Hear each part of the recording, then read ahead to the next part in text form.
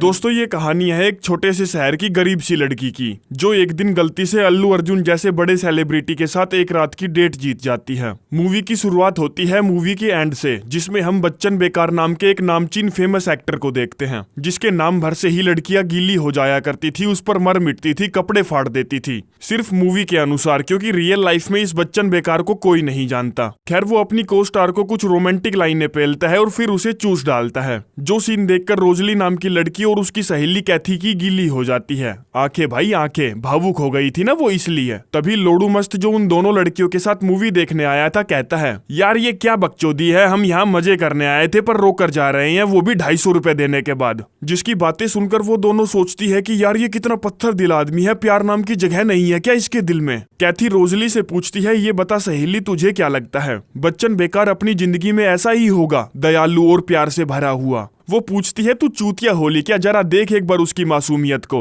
वो मूवी में एक्टिंग नहीं कर रहा, क्योंकि रियल लाइफ में वो वैसा ही है। मैं पक्का शर्त लगाकर कह सकती हूँ वो अभी चर्च में होगा। लेकिन नहीं, वो तो चर्चा का इशू बनने जा रहा है, जिसमें वो गाड़ी भी तेज भगा रहा है, पौवा भी चढ़ा रखा है, सिगरेट भी फूक रहा है, साथ में हर घंटे बदलने वाली सेटिंग को भी चूस रहा है। जो खबर अगले दिन किसी फालतू मैगजीन के फ्रंट पेज पर छप जाती है तो उसकी टीम कहती है, तेरे ऐसे बिहेवियर की वजह से, ऐसी बेहुदा हरकतों की वजह से बड़ी बड़ी फिल्मों का कॉन्ट्रैक्ट हमारे हाथों से निकल रहा है। हमें तेरी छवि, तेरी इमेज को सुधारना होगा, वरना आने वाले एक आध साल में तेरे पास बाबा जी का ठुल्लू भी नहीं बचेगा। जिस इमेज को सुधारने के लिए मैनेजर अपने दिमाग के खच्चर दौड़ाता है और कहता है, हम एक प्रतियोगिता करवाएंगे, जिसको जीतने वाली लड़की को तेरे साथ डेट पर जाने का मौका मिलेगा और उसका सारा खर्चा तू उठाएगा, ताकि समाज में तेरा पॉजिटिव इम्पैक्ट पड़े। यहाँ दोनों लड़कियों के साथ लोडू मस्त जब अपने सुपर स्टोर में काम पर था, तब रोजली को इंटरनेट पर एक पोस्टर दिखता है, जिसमें बच्चन बेकार एक डेटिंग कॉम्पिटिशन करवा रहा था। कैथी कहती है, तू इंतजार किस चीज का कर रही है, फटाफट फॉर्म भर।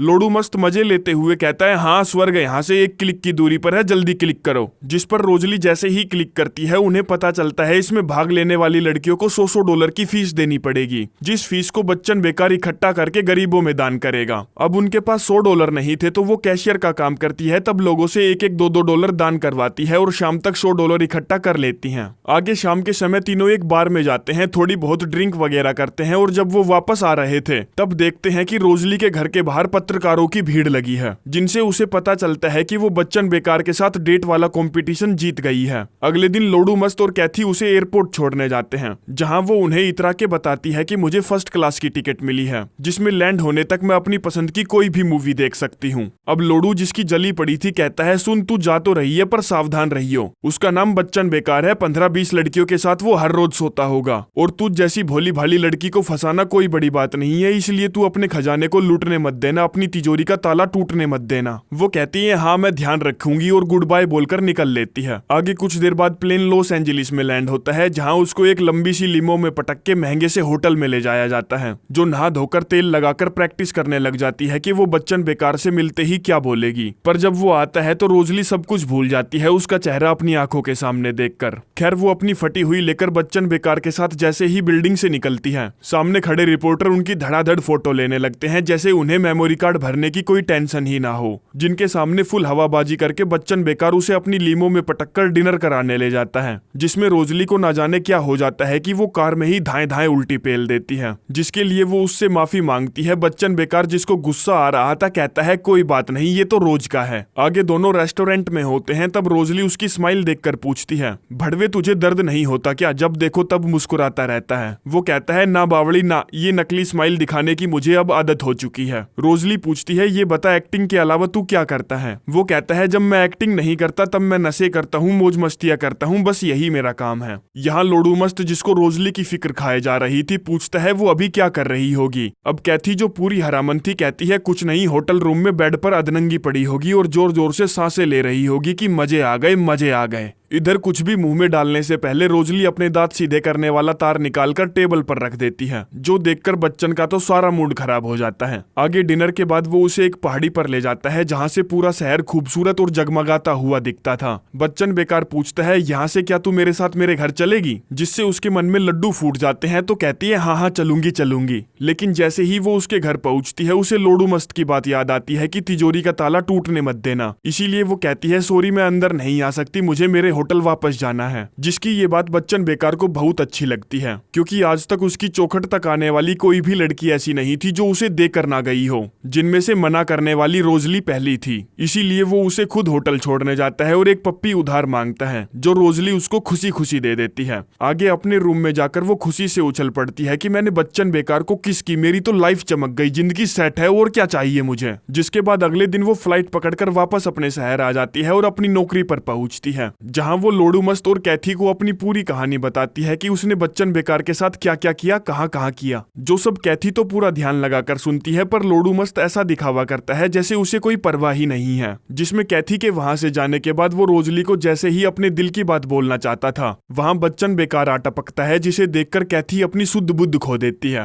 रोजली आश्चर्यचकित हो जाती है और पूछती है, तू यहाँ क्या कर रहा है भड़वे, किसी मूवी की शूटिंग वूटिंग है क्या? वो कहता है नहीं, मैं बस तुझसे मिलने आया हूँ, और कहता है चल लंच पर चल, मेरे साथ वहीं बात करेंगे। अब स्टोर का मैनेजर लोडू मस्त था, तो वो उससे इजाजत मांगती है, जो लोडू उसे देना तो नहीं चाहता था, पर क्या करे, देनी पड़ती है। आगे दोनों एक रेस्टोरेंट में होते हैं, जहाँ बच्चन बेकार को देखने के लिए लोगों की भीड़ उमड़ पड़ती है, जिनको वो दोनों इग्नोर मार देते हैं। रोजली पूछती है, तो हाँ अब बता, तू इतनी दूर क्या करने आया है? वो कहता है, मुझे तेरे साथ समय बिताने में बहुत मजा आया, ऊपर से तू अपने फैसले बहुत सोच समझ कर लेती है, इसीलिए हमें मिलना जारी रखना चाहिए। जो रोजली को ठीक लगता है, तो वो खुशी खुशी उसके साथ समय बिताने के लिए मान जाती है। और जैसे ही वापस स्टोर पहुंचती है, सभी उसका तालियों से स्वागत करते हैं कि उसने बच्चन बेकार को अपना बना ही लिया, जिससे लोडू मस्त बेचारा जल कुकड़े की तरह कोने में खड़ा खड़ा जल भुन रहा था। जो मौका मिलते ही उसके कान भरने लगता है कि वो यहाँ सिर्फ तेरी तिजोरी उखाड़ कर फेंकने आया है, क्योंकि तूने लॉस एंजलिस में उसे अपनी नहीं दी ना, इसलिए। और उसको रात में बच्चन बेकार से मिलने से रोकने के लिए कहता है, आज तू नाइट शिफ्ट भी करेगी, क्योंकि हमारी एक एम्प्लॉय को खांसी हो गई है। लेकिन रोजली उसकी एक नहीं सुनती, कहती है भाड़ में जा तू, मैं तो जाऊंगी बच्चन बेकार के साथ, रोक ले दम है तो। जिसमें पहले तो वो उसके साथ मूवी देखने जाती है, और फिर मूवी के बाद वो माहौल गर्म करने जाते हैं, जिसमें दबाकर चुम्मा चाटियां चलती हैं।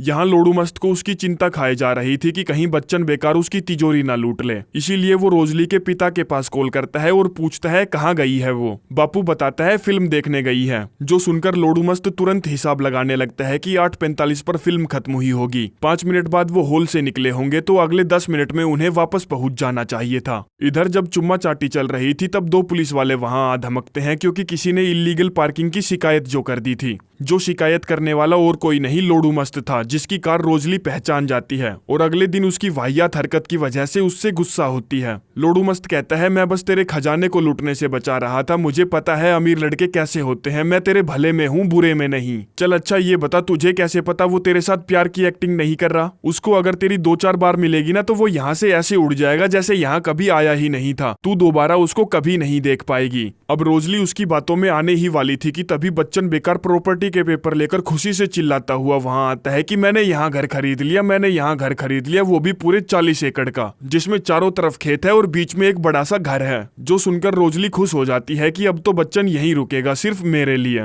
जिससे बेचारा लोडू मस्त फिर से हार जाता है, क्योंकि पैसे के सामने प्यार की और गरीबी की क्या औकात। आगे छुट्टी के बाद जब सभी बार में थे, तब बच्चन सबके सामने रोजली को चूसने लगता है, जिससे बेचारे लोडू मस्त का खून खोल उठता है। और जब वो बाथरूम में जाता है, तब लोडू मस्त उसे घेर लेता है, कहता है तू जीत गया और मैं हार गया, मैं बस रोजली को खुश देखना चाहता हूँ, इसलिए मुझे बस तुझसे कुछ सवाल पूछने हैं, जैसे कि उसके गले में जो नेकलेस है उसका क्या मतलब है, वो हमेशा फूलों वाली चड्डियां क्यों पहनती है, क्या तुझे पता है वो 6 अलग अलग तरीकों से मुस्कुराती है, पहली जब वो सच में हंसती है, दूसरी जब उसे विनम्रता दिखानी हो, तीसरी जब उसे कोई प्लान या योजना बनानी हो, चौथी जब वो किसी का मजाक उड़ाती है, पांचवी जब वो अनकंफर्टेबल फील करती है, छठी जब वो अपने दोस्तों के बारे में बात करती है। बच्चन बेकार कहता है नहीं भाई, मुझे ये सब नहीं पता था। वो कहता है हाँ मुझे पता है तुझे नहीं पता था, क्योंकि तू यहाँ सिर्फ उसकी तिजोरी उड़ाने आया है, उसका फायदा उठाने आया है। देख भाई तू ऐसा मत कर, अगर तू ऐसा करने आया है तो वो एक छोटे शहर की शरीफ सी प्यारी सी बच्ची है, उसका दिल मत तोड़ो, और अगर तूने उसका दिल तोड़ा ना तो मैं तेरी ऐसी तोड़ूंगा कि तू जीवन भर याद रखेगा। बच्चन कहता है देख भाई मैं सिर्फ उसकी सील तोड़ूंगा, दिल नहीं, तो तू टेंशन मत ले। और जब अपने होटल रूम में उसको रगड़ने ही वाला था, तभी कोई उसका दरवाजा खटखटाता है। वो दरवाजा खोलता है तो सामने उसका मैनेजर और असिस्टेंट खड़ा था, जो उसको बताते हैं कि भाई तुझे आयरन मैन 4 में आयरन मैन का रोल मिल गया है। अब ये बहुत बड़ी खुशी की बात थी तो बच्चन बेकार बावला सा हो जाता है, क्योंकि इस टाइप की बड़ी फिल्म उसके पास आज तक नहीं आई थी। लेकिन तभी उसको अचानक से याद आता है कि शूटिंग के लिए तो उसे हॉलीवुड जाना पड़ेगा, रोजली को यहीं पीछे छोड़कर। तो वो उससे पूछता है तू भी मेरे साथ चलना, मजा आएगा। वो कहती है नहीं, मैं तेरे साथ नहीं जा सकती क्योंकि तू मुझसे प्यार नहीं करता, सिर्फ अट्रैक्शन है और कुछ नहीं। बच्चन कहता है कर दी ना बावड़ी छोटी बात, मैं तुझसे इतना प्यार करता हूँ कि अब तक समझ चुका हूँ तू 6 अलग अलग तरीकों से हंसती है। और डिट्टो लोडू मस्त वाली बात कॉपी पेस्ट मार देता है, जो सुनकर रोजली को लगता है कि हाँ ये सच में मुझ में इंटरेस्टेड है, मुझसे प्यार करता है, इसीलिए वो उसके साथ हॉलीवुड जाने के लिए मान जाती है। यहाँ लोडू मस्त रोजली को खोने की वजह से दुख में शराब पर शराब पिए जा रहा था, जो सब बारटेंडर काफी देर से नोटिस कर रही थी। तो पूछती है क्या भड़वे तूने रोजली को अपने दिल की बात बताई थी?